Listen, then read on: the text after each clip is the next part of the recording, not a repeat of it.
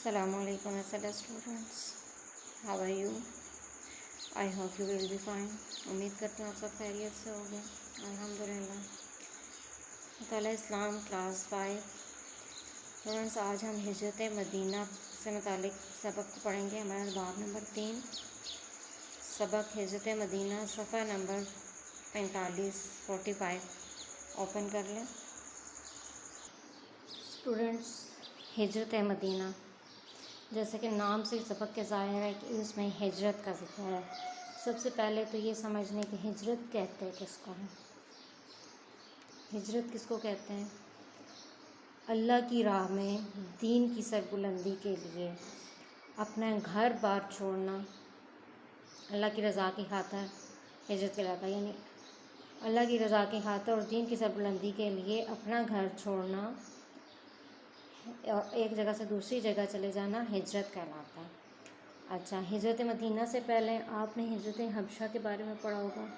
आपको पता है, अगर मैं इसका पस मंज़र बताती चलूँ तो आपको पता है कि नबी करीम सल्लल्लाहु अलैहि वसल्लम को जब नबूवत मिली तो नबूवत मिलने के बाद कुफ़ार मक्का किस तरह से आपके दुश्मन हो गए थे, आपके साथ तरह तरह के मज़ालिम आप पे ढा रहे थे, आपको तरह तरह से अजियत दे रहे थे। फिर नबी करीम सल्लल्लाहु अलैहि वसल्लम तकरीबन 13 साल मक्का में गुजारे। इस दौरान दो हिजरतें हुई हैं। हिजरत हबशा 2 दफ़ा हुई, लेकिन क्या कि उसमें नबी करीम सल्लल्लाहु अलैहि वसल्लम ने हिजरत नहीं की, क्योंकि अल्लाह का हुक्म नहीं था। नबी करीम हमारे अंबिया किराम वही काम करते थे जिसका उनको वही के ज़रिए हुक्म दिया जाता था। तो नबी करीम सल्लल्लाहु अलैहि वसल्लम ने 2 हिजरतों में हिजरत इसलिए नहीं की कि अल्लाह ताला की तरफ से हुक्म नहीं दिया गया था। लेकिन जब मक्का के लोगों ने उनको बहुत ज़्यादा सताया और नबी करीम सल्लल्लाहु अलैहि वसल्लम ने आहिस्ता आहिस्ता करके तमाम मुसलमानों को मदीना की तरफ भेज दिया और आखिर में सिर्फ 3 लोग रह गए थे। एक अबू बकर रज़ी अल्लाह अन्हु, हज़रत अली रज़ी अल्लाह अन्हु और हज़रत मोहम्मद सल्लल्लाहु अलैहि वसल्लम। और ये क्यों रुक गए थे कि इनकी तरफ जब तक अल्लाह का हुक्म नहीं आना था उन्हें हिजरत नहीं करनी थी। जैसे ही अल्लाह ताला का हुक्म ना आया तो आप सल्लल्लाहु अलैहि वसल्लम ने हिजरत का फ़ैसला किया और रात के टाइम हज़रत अली रज़ी अल्लाह अन्हु को अपने बिस्तर पर लिटाया। नबी करीम सल्लल्लाहु अलैहि वसल्लम के साथ बेशक कफ़ार की बहुत ज़्यादा दुश्मनी थी, सिर्फ दीन की वजह से, लेकिन वो उनको सादिक और अमीन समझते थे और उनसे बड़ा अमानतदार मक्का में कोई नहीं था। मक्का के तमाम लोग उनके पास अपनी अमानतें रखवाया करते थे।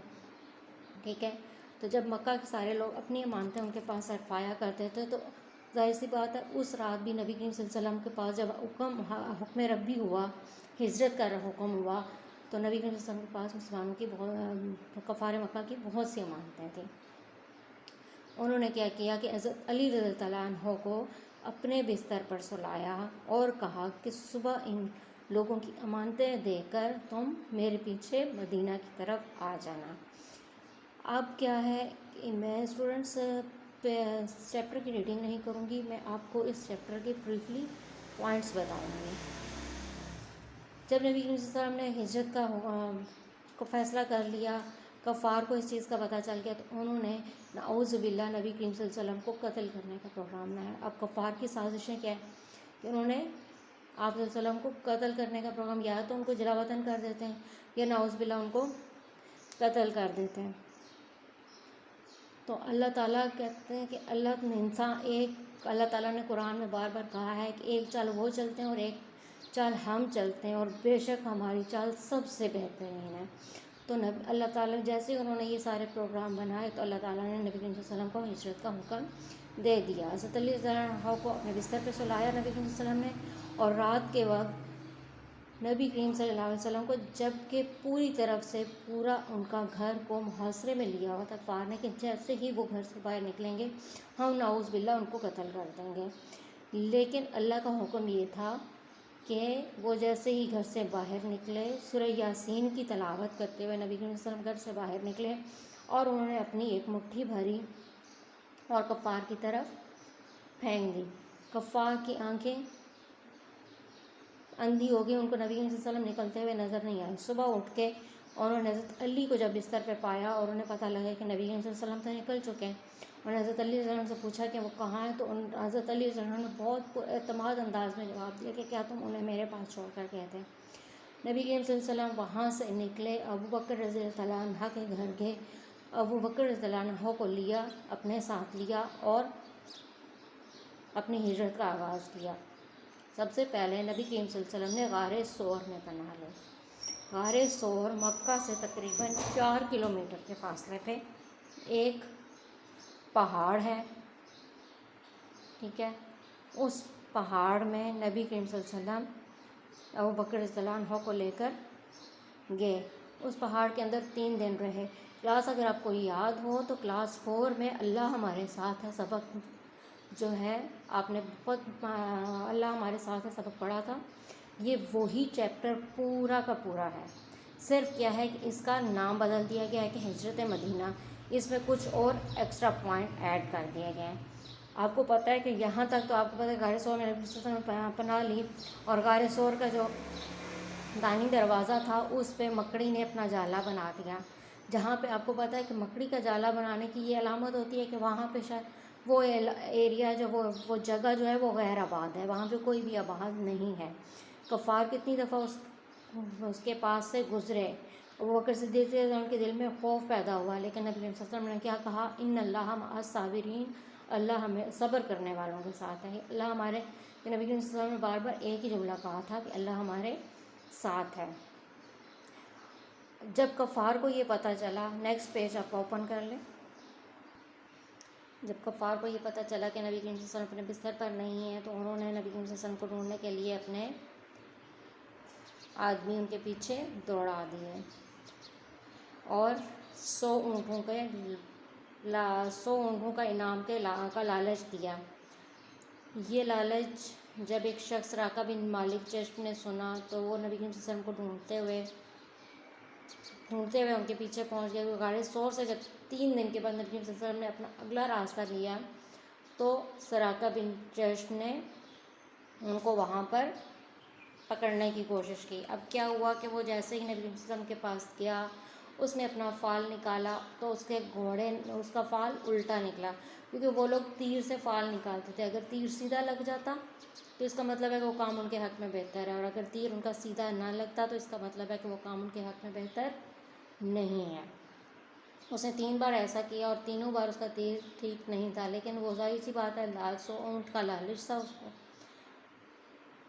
وہ اپنے لالچ کو پورا کرنے کے لیے آگے بڑھا، لیکن اس کے گھوڑے کے پاؤں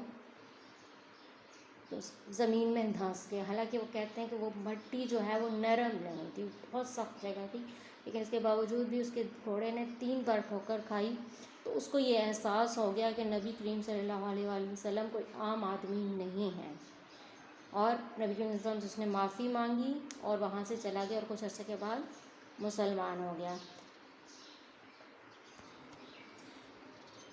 مدینہ منورہ میں آمد، یثرب مدینہ کے پرانے نام کو کہتے ہیں، ٹھیک ہے، مدینہ کا پرانا نام یثرب ہے، اور نبی کریم صلی اللہ علیہ وسلم کے آنے کی خبر مدینہ کے لوگوں کو مل چکی تھی، وہ پہنچ چکے، کافی عرصے سے نبی کریم صلی اللہ علیہ وسلم کا انتظار کر رہے تھے۔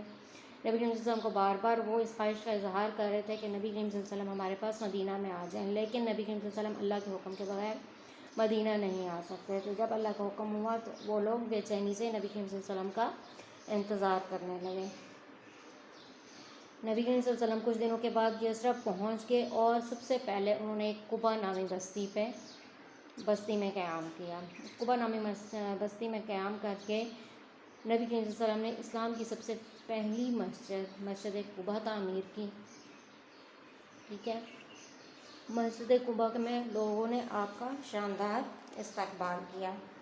قبا میں چند دن ٹھہرے، اس کے بعد یثرب تشریف لے گئے، یعنی کہ مدینہ کا ہی یہ علاقہ ہے لیکن تھوڑا سا مدینہ سے پیچھے کر کے۔ یثرب کے لوگوں نے آپ کا شاندار استقبال کیا، ہر شخص چاہتا تھا کہ آپ صلی اللہ علیہ وسلم اس کے گھر قیام کریں۔ اب یثرب جب پہنچے تو ہر شخص کی خواہش تھی کہ نبی کریم صلی اللہ علیہ وسلم اس کے گھر قیام کریں، لیکن نبی کریم صلی اللہ علیہ وسلم نے کیا کہا کہ میری اونٹنی کا راستہ چھوڑ دو، یہ جہاں رکے گی یہ وہیں پر رکے گی جہاں اللہ کا حکم ہوگا، یعنی کہ اونٹنی اپنی مرضی سے جا کے حضرت ابو ایوب انصاری رضی اللہ تعالیٰ عنہ کے گھر کے پاس رکھی، اور نبی کریم صلی اللہ علیہ وسلم نے حضرت ابو ایوب انصاری رضی اللہ عنہ کے گھر میں قیام کیا، اور اسی دن سے یثرب کا نام مدینہ النبی پڑ گیا۔ مدینہ کہتے ہیں شہر، مدینہ عربی میں شہر کو کہتے ہیں، اور مدینہ النبی مطلب نبی کا شہر، جو اس شہر کا نام پڑ گیا۔ مدینہ کا پرانا نام یثرب ہے۔ اس کے بعد نبی کریم صلی اللہ علیہ وسلم نے اسلام کی سب سے اسلام کی مسجد نبوی تعمیر کی۔ یہ مسجد نبوی تعمیر جب کی نبی کریم صلی اللہ علیہ وسلم، تو اس میں ہم نبی کریم صلی اللہ علیہ وسلم نے پورا صحابہ کا ساتھ دیا، ان کے ساتھ خود اینٹ اور گارا اٹھا کے اس کی تعمیر کی۔ یہ 2 یتیم بچوں کی زمین تھی جو کہ مفت دینا چاہتے تھے مسجد کے لیے، لیکن نبی کریم صلی اللہ علیہ وسلم نے ان سے وہ زمین مسجد کے لیے خریدی اور اس پہ مسجد تعمیر کی۔ اس مسجد کا کل مٹیریل کیا تھا؟ اس کی دیواریں کچی اینٹیں تھیں، کچی اینٹوں سے، ستون کھجور کے تنوں سے اور چھت کھجور کے پتوں سے بنائی گئی تھی۔ کچی اینٹ وہ جسے بھٹی میں پکایا نہیں جاتا، بالکل یعنی کہ مٹی کے ساتھ جو ہے وہ اینٹ کا سانچہ دے کے یا اینٹ کی شکل دے کے اس کے بعد اس کو بنایا گیا ہے، ٹھیک ہے۔ اور اس میں پھر اجتماعی عبادات شروع ہو گئیں۔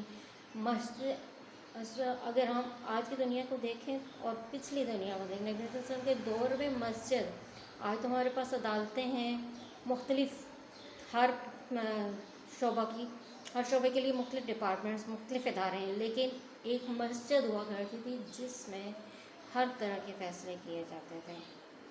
مسجد میں تمام مسلمان نماز کے بعد اپنے اپنے مسائل لے کے بیٹھتے تھے، یہیں پہ جو ہے وہ عدالت بھی ہوتی تھی، اور نماز، سب سے پہلے تو نماز تھی، اللہ تعالیٰ کی عبادت، اس کے بعد جتنے بھی شرعی معاشرتی مسائل ہوتے تھے ان کا حل مسجد میں بیٹھ کے ڈھونڈا جاتا تھا۔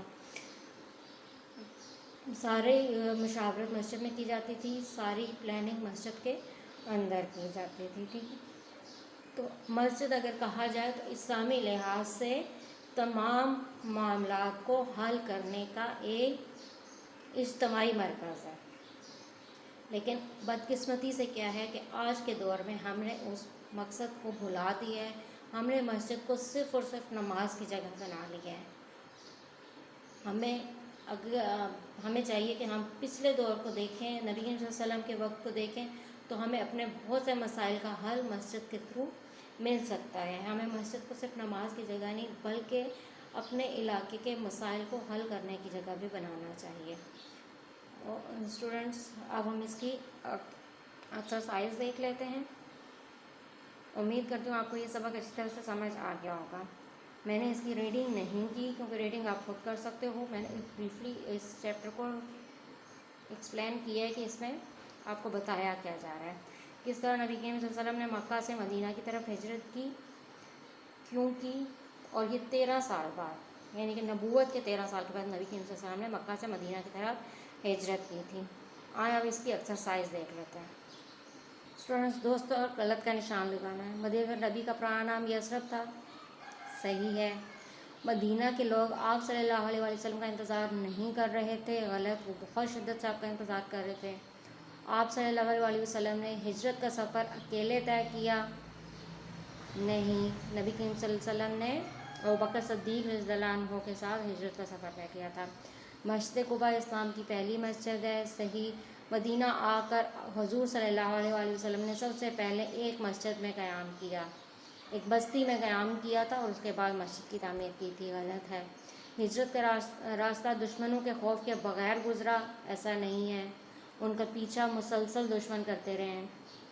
مسجد نبوی کے لیے زمین مفت دی گئی نہیں، بلکہ انہوں نے 2 یتیم بچوں سے زمین خریدی تھی۔